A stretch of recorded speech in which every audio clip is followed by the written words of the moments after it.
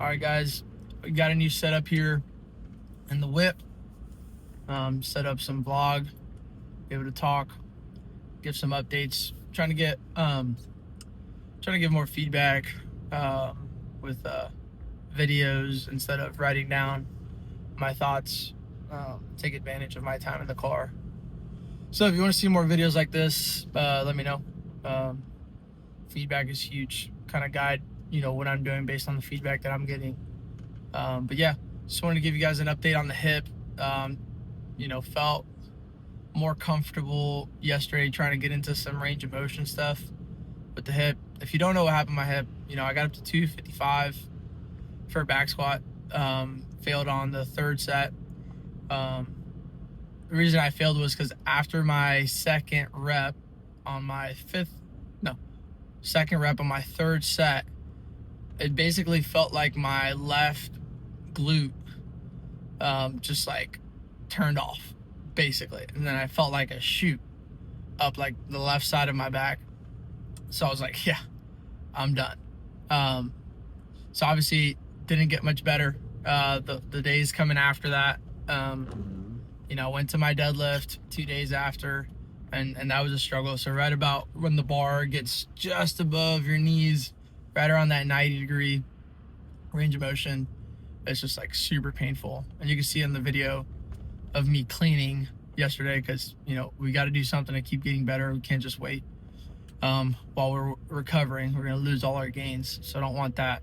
So trying to be respectful to my hip and trying to be smart about it, but without losing the progress that I've made, which I think this is extremely relevant to a lot of guys when they run into some kind of injury, when they're working out, lifting, or trying to push their bodies a little bit.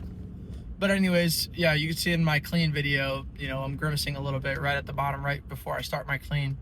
Again, it's like as I'm loading, there's a little bit of pain there, a lot of pain actually.